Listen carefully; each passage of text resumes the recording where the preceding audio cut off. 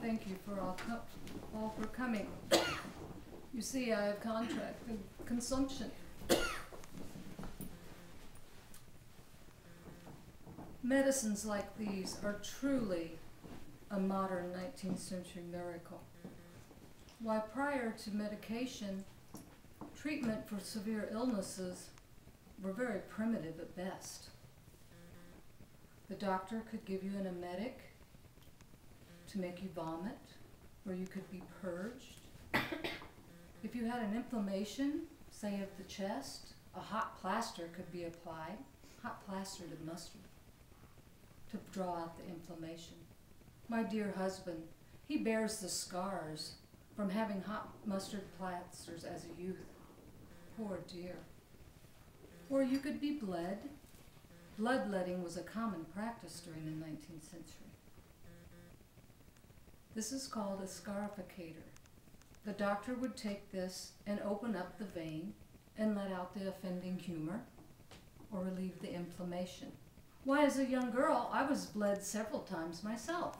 You see, I was a very high-strung child. I didn't want to sit down and do my stitches. So Mother called the doctor, and I was bled numerous times. Then I sat very ladylike and did my stitching. You see, in 1850, a young man named Robert Dodge, a druggist, came to town. He was very good, knowledgeable, very careful. All the physicians around town, especially Dr. Wallace, highly recommended him. You know Dr. Wallace, the Lincoln family physician. Why, he helped Mr. Lincoln through a bout of the Blue Devils. He prescribed mercury. He bled him, and Mr. Lincoln got over his melancholy. He saw Mary through her travail after she birthed young Willie, who was named for Dr. Wallace. That's when my story began. My name is Mrs. Fogerty. In 1856, I contracted the consumption. My lungs ached. I coughed and coughed until I bled. My back hurt.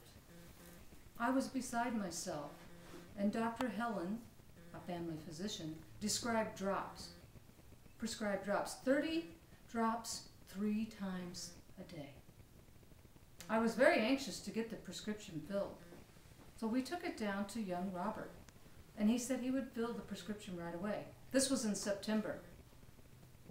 Days passed, and soon it was October, and I still had no medication. My husband went down to see what was the holdup. Young Robert explained that he was about to get married to Maria Wright, a family friend of the Edwards, and he was been a bit distracted, and the prescription had gotten lost on the jumble of paper at his desk. He set about filling it right away, but he should have been more careful. You see, the prescription was for ferroprussiate of potash. Robert overlooked the word ferro, and he instead prescribed prussic acid, which was cyanide. That Saturday, I went home. I took 30 drops of the medication. Immediately, I became so dizzy I began reeling about the kitchen. I fell and struck my head on the heating stove. Mr. Fogerty helped me into bed, hoping that I would feel better in the morning. I did. I felt much better. But doctor's orders, I thought I should take the second dose. After all, I am a woman, and the doctor would know what's best for me. I took another 30 drops, and within 3 minutes, I lay dead in my bed. Robert was so ashamed. He was devastated. His associates told him to deny ever having filled the prescription and to deny anything when asked questions. But he was a good and honorable man. He would not tell a lie. He lived with the shame of having killed me his entire life. And each and every October, I wander the halls of the Edwards house. Thank you for coming. Now I need to lie down and get some rest. Mrs. Dodge will see you in the next room.